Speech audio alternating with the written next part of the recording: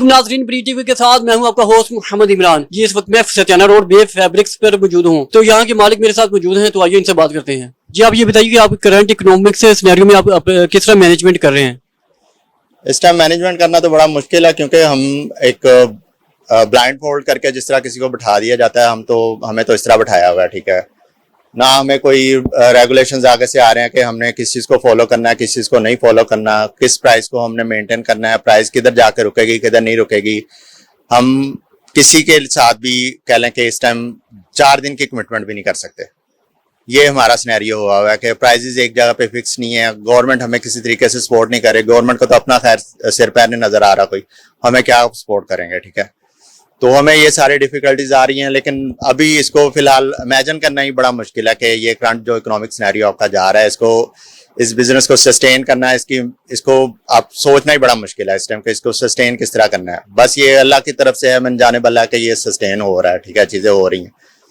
बाकी जब अल्लाह ताला हम पे आसानी कर देगा, हमारे हालात बेहतर हो जाएंगे, ठीक है ना, तो फिर इंशाल्लाह उम्मीद है कि बेहतर रास्ते निकलेंगे। अब गवर्नमेंट के टैक्सेस जो हैं, आप उनके उस हवाले से क्या कहना चाहते हैं आप?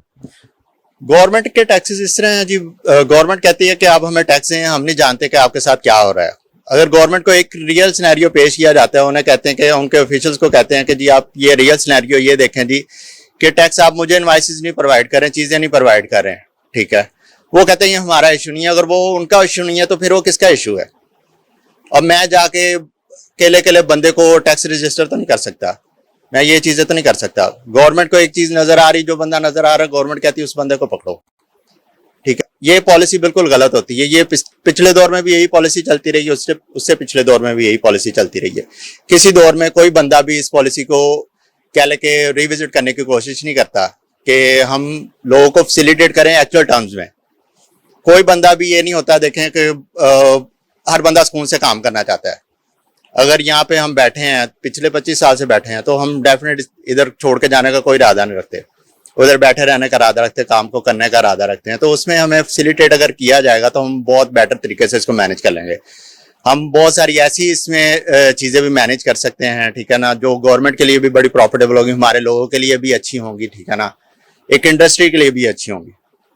लेकिन ये किसी सतह पे भी, आप चैम्बर की सतह पे कह लें, किसी सतह पे भी कह लें कि ये हमें इसका कोई सपोर्टिव इनिशिएटिव नहीं है। इसके हमें अकेला छोड़ा हुआ है, हर बिजनेसमैन अकेला है। चैम्बर में जो आते हैं वो सिर्फ दौरे करने के लिए आते हैं, उनके 4 बैरूनी दौरे होते हैं, उसमें खुश हो जाते हैं।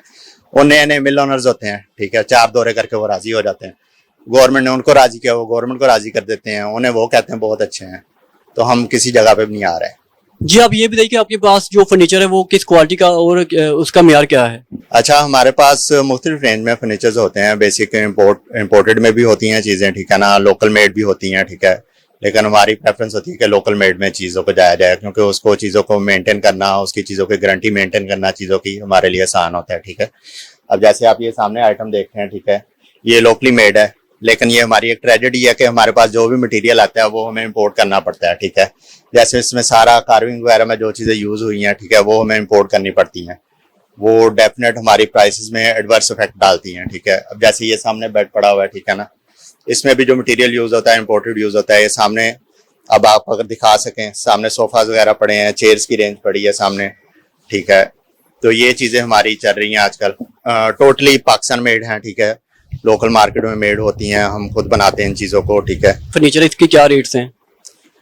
इसकी जो प्राइस अभी जो इसकी प्राइस है वो मेरे पास 350 आ रही है, ठीक है, इस वाले बेड की। इसमें बेड ड्रेसिंग्स आपको मिलेंगी, ठीक है ना। और ये बेड है, ये मेरे पास प्राइस इस टाइम आ रही है, इसकी 290 प्राइस आ रही है, ठीक है इसकी। लेकिन ये प्राइजेस जो होती हैं, हमारा ये अलमिया चाह रहा है इस टाइम के हमारी प्राइजेस डेली बेस पे डिपेंड कर रही होती हैं। क्यों? हमें नहीं पता कि हमें मटेरियल कल मिलेगा, कल नहीं मिलेगा, हम किस सिनेरियो में बैठे हुए हैं, किस सिनेरियो में नहीं बैठे हुए। अच्छा, आपने जो अभी इनकी कीमत बताई है, ये बेड और ड्रेस की कीमत बताई है आपने? जी बिल्कुल, बेड और ड्रेसिंग की कीमत है। अच्छा, इनके अलावा इसके साथ और क्या आइटम्स शामिल है वो भी बताइए।